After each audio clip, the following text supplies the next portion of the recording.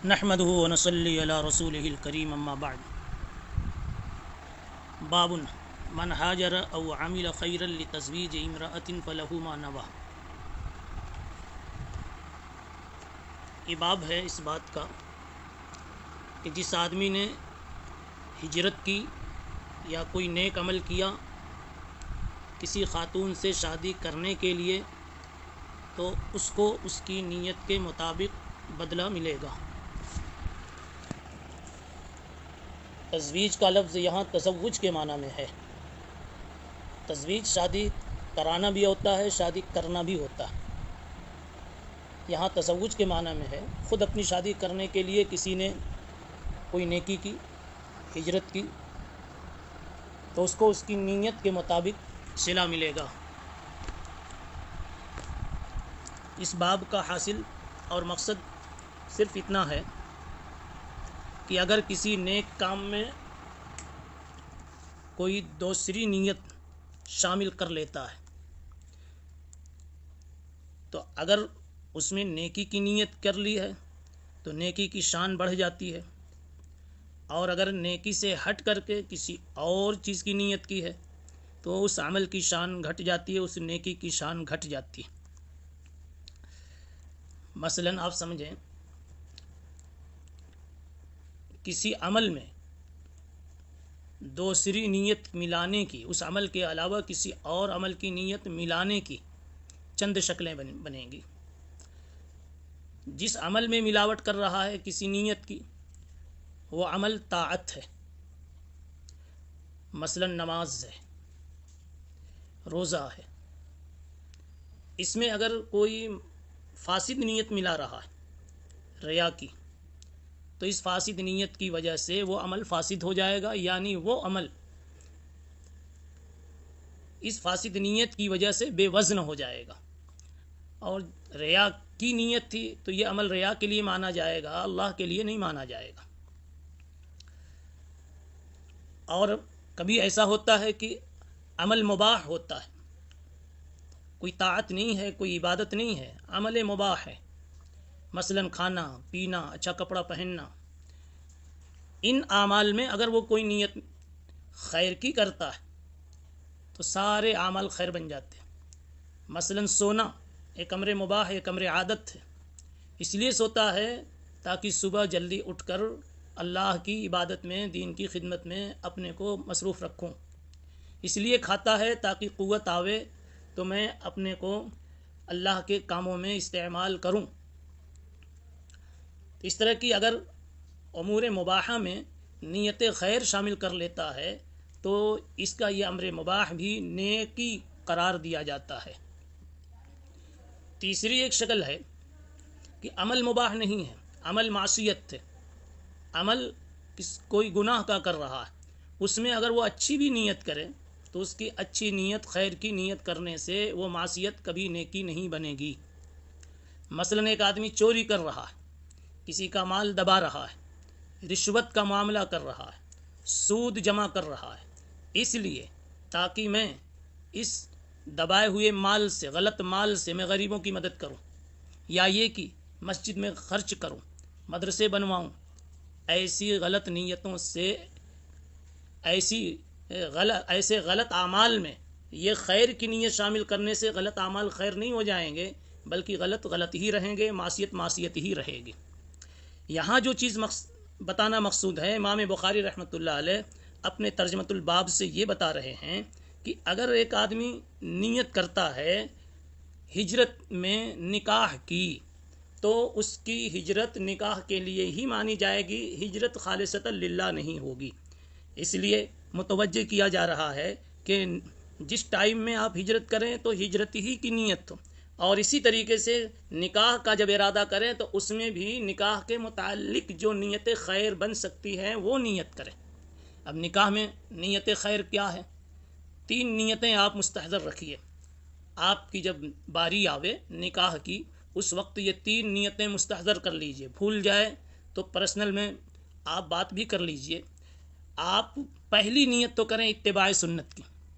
اور ایک عاشق نبی کی، متبع نبی کی، رسول اللہ صلی اللہ علیہ وسلم کے امتی کی۔ سب سے پہلی نیت تو یہی ہوتی ہے کہ ہم محمد رسول اللہ صلی اللہ علیہ وسلم کے امتی ہیں، میرے نبی نے کہا ہے یا کیا ہے یا پسند کیا ہے، چاہا ہے، اس لیے ہم کو یہ کام کرنا اور اس لیے ہم کام کر رہے ہیں، اس کو کہیں گے اتباع سنت کی نیت۔ دوسری نیت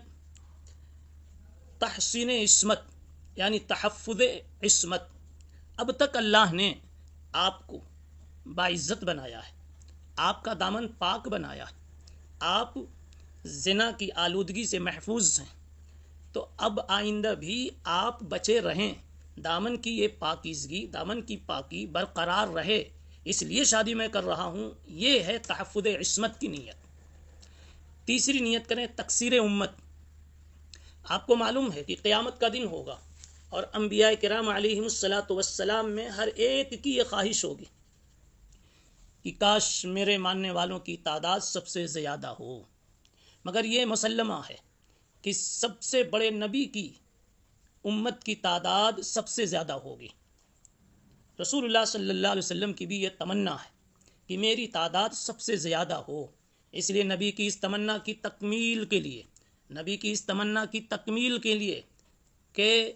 حشر میں جب نبی کی امتیوں کا رجسٹر تیار ہو، نبی کی امت کا رجسٹر تیار ہو، تو میرے بھی 2 4 10 بچوں کا نام ہو، تاکہ میں نبی سے مل کر کہہ سکوں یا رسول اللہ آج جو آپ کی تعداد امت کے اعتبار سے سب سے بڑی ہوئی نظر آ رہی ہے، اور آج جو آپ کو فخر ہے، اور آپ نے کہا تھا کہ مجھے خواہش ہے کہ میں دوسری امتوں پر فخر کروں، آج اللہ نے فخر کا موقع دیا ہے، تو اس میں اس حقیر کا بھی کچھ حصہ شامل ہے کہ ہمارے بھی 10 بچے آپ کی امت میں کلمہ پڑھنے والے رہے ہیں، یا رسول اللہ آج اپنی رحمت کے سائے میں ہمیں بھی جگہ نصیب فرما دیجیے۔ تو تیسری نیت یہ ہونی چاہیے تکثیر امت کی۔ اس اعتبار سے بھی تکثیر امت کی فکر کیجئے کہ آپ جب دنیا سے جائیں تو اللہ تعالیٰ پوچھے دنیا سے کیا لائے ہو، یا دنیا میں میرے لیے کیا کر کے آئے ہو، آپ کہہ دو یا اللہ میں نے کئی اولاد بنائی، ایک کو میں نے ایک مسجد کا مؤذن بنایا، ساری دنیا سوئی رہتی ہے، فجر میں وہ تیری آواز بلند کرتا ہے، سب کو جگاتا ہے، اللہ اکبر اللہ اکبر۔ ایک کو میں نے امام بنایا، ایک کو میں نے محدث بنایا، ایک کو میں نے بہترین قاری بنایا، اے اللہ اور بھی فلاں کو تیرے اس کام میں لگایا، مولا کریم سب کو تیرے کام میں لگا کے آیا ہوں، اور کچھ تیرے پاس آ چکے ہیں۔ یہ سوچ کر کے تکثیر امت کے جذبے سے انسان کو نکاح کرنا چاہیے، گویا کہ امام بخاری رحمۃ اللہ علیہ نکاح کی نیت کی طرف متوجہ کرنا چاہتے ہیں۔ اب آپ ملائیے، فرمایا من ہاجر او عمل خیرا لتزویج امرأة فله ما نوى به قال حدثنا يحيى بن قزعة قال حدثنا مالك عن يحيى بن سعيد عن محمد بن ابراہیم، یہ مالک ابن انس رضی اللہ تعالیٰ عنہ ہیں جو ائمہ اربعہ میں سے ہیں، عن محمد بن ابراہیم بن الحارث عن علقمة بن وقاص عن عمر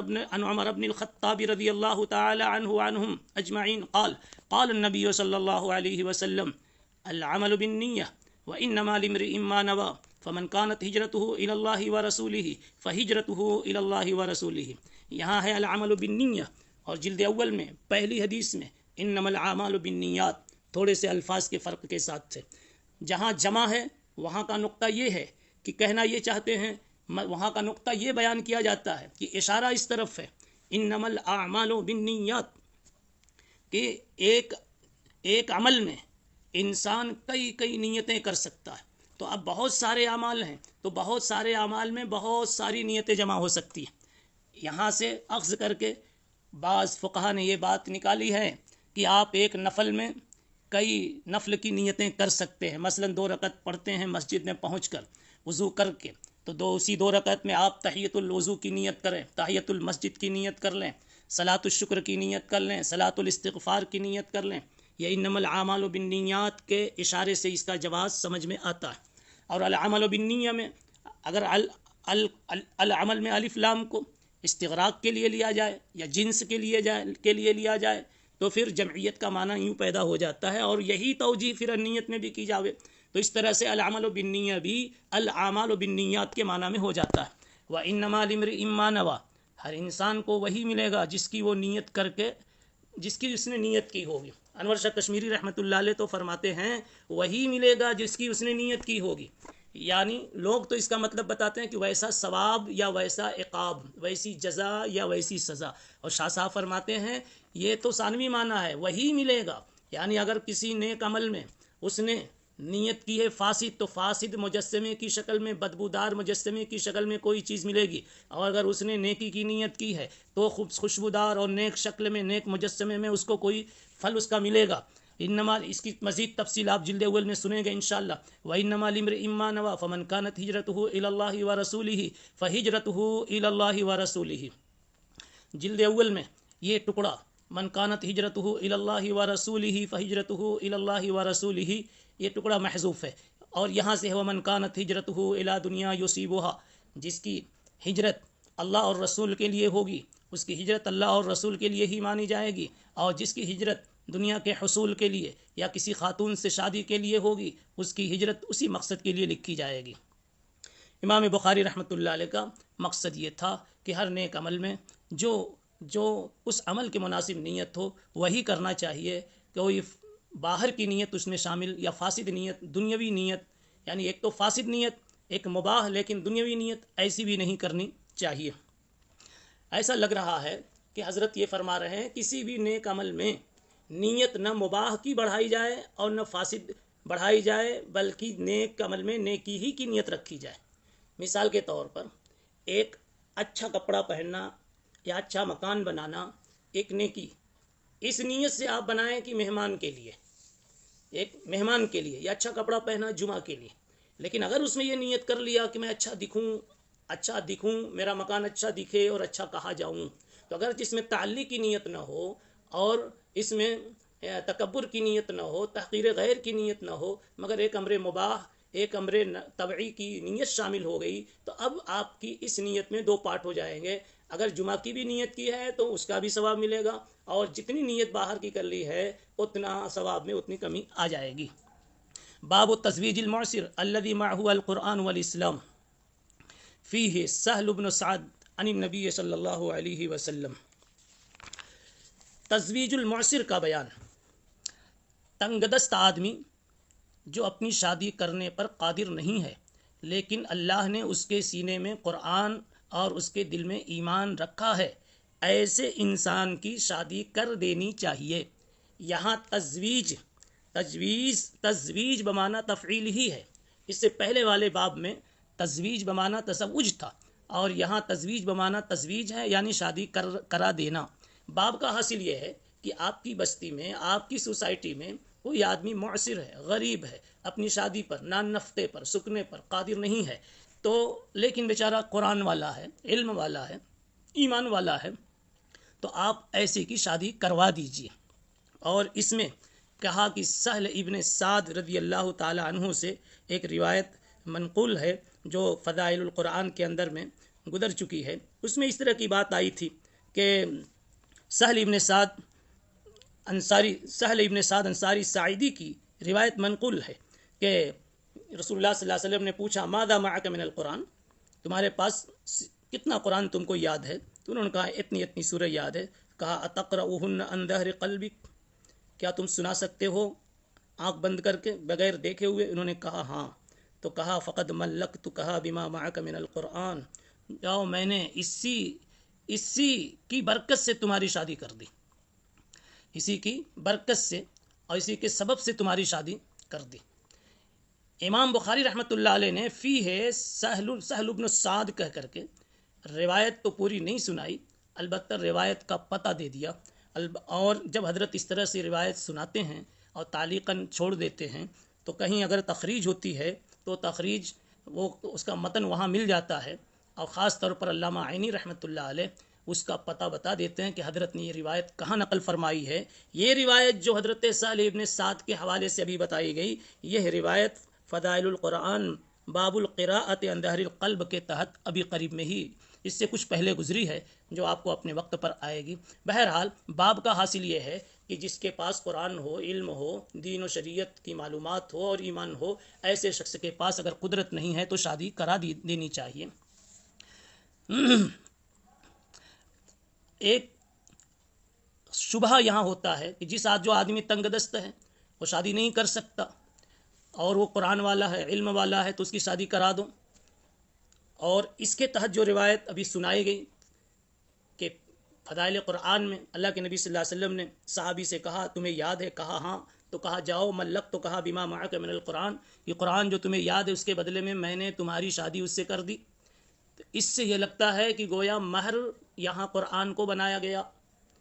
اب سوال اٹھتا ہے کہ قرآن کو مہر بنانا صحیح ہے یا نہیں۔ بعض حضرات قرآن کو مہر بنانا صحیح قرار دیتے ہیں، ان کا استدلال اسی قسم کی روایت سے ملک تو کہا بما معک من القرآن سے۔ اور احناف کے نزدیک قرآن کو، تعلیم کو مہر بنانا صحیح نہیں۔ اب یہ اس لیے کہ یہ مال نہیں، قرآن مجید نے مہر کے لیے مال کا لفظ استعمال کیا ہے، وَأُحِلَّ لَكُم مَّا وَرَاءَ ذَلِكُمْ أَن تَبْتَغُوا بِأَمْوَالِكُمْ، کہ مہر ہمیشہ مال ہو سکتا ہے۔ اب جو اس طرح کی روایتیں ہیں جس میں بما معک من القرآن آیا ہے، تو اس کا جواب یہ ہے کہ بما معک با جو ہے یہ ہمیشہ معاوضے کے لیے اور عوض کے لیے نہیں ہوتی، با سبب کے لیے بھی ہوتی ہے۔ مطلب یہ ہے کہ ملک تو کہا بما معک من القرآن جو کہا گیا ہے، میں نے تمہارے پاس قرآن ہے اس سبب سے جاؤ اس کی شادی کر دی، رہ گئی بات مہر کی تو وہ معجل ہے، ادھار ہے، بعد میں تم چکا دینا۔ اور جن حضرات نے تعلیم قرآن کو مہر مانا ہے انہوں نے اس کا جواب، اس کا ترجمہ کیا با عوض کے لیے، کہ اس تمہارے پاس جو قرآن ہے اس قرآن کے عوض میں نے تمہاری شادی کر دی۔ یہ سمجھنے کا فرق ہے، لیکن اقرب الی القرآن یہی ہے کہ اس با کو با سببیہ قرار دیا جاوے، اس لیے کہ قرآن مجید نے مہر کے لیے مال کا لفظ استعمال کیا ہے۔ دوسرا باب ہے، دوسری حدیث اس میں ہے کہ عبداللہ بن مسعود رضی اللہ تعالیٰ عنہ کہتے ہیں کہ ہم ایک غزوے میں تھے، ہمارے پاس بیویاں نہیں تھیں، تو ہم نے کہا کیا ہم خصی بن جاویں؟ تو آپ نے ہم کو منع کیا کہ نہیں، خصی کرنے کی ضرورت نہیں، قوت رجولیت کو ختم کرنے کی ضرورت نہیں ہے۔ یعنی پھر مطلب کیا ہے؟ مطلب یہ ہے، اس کا یہی نکلتا ہے کہ آپ ابھی اس وقت آپ شادی نہیں کر سکتے، تو کم از کم آپ قرآن والے، اسلام والے تو ہیں، تو ابھی نہیں تو بعد میں کسی وقت بھی آپ شادی کر سکتے ہیں۔ اس سے پتہ یہ چلا کہ ایک آدمی اگر اسلام والا ہے اور قرآن والا ہے تو ایسے آدمی کو بہت جلد اس قسم کے اقدامات نہیں کرنے چاہیے۔ سبحان اللہ بحمدہ، سبحان اللہ العظیم۔